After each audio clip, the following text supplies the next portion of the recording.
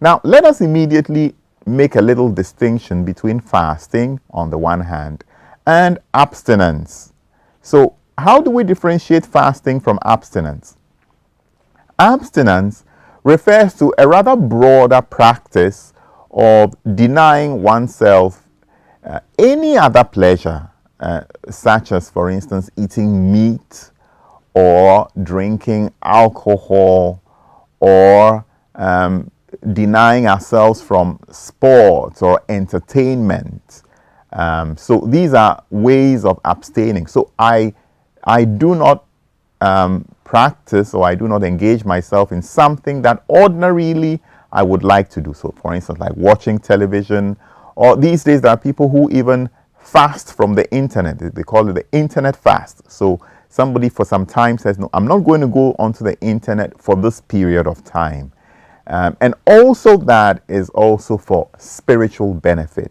There are people, for instance, even married couples, who can stay away from conjugal union during, let's say, a period of time, during Lent or for a week or a weekend or something, also for spiritual benefit. So all these are forms of abstinence.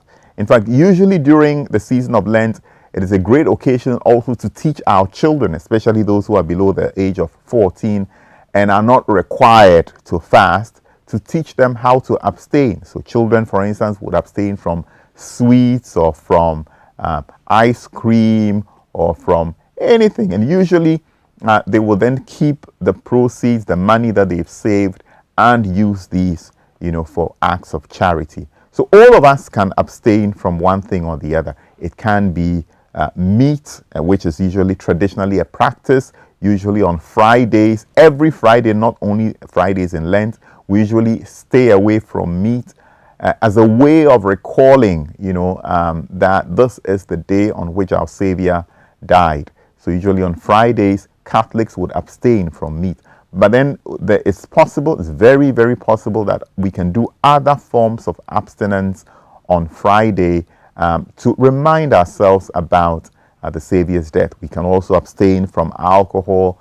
We can abstain from sports or entertainment, from the internet, or any other such thing, anything that we really like, as a way of mortifying the flesh and reminding ourselves of what the Savior did for us.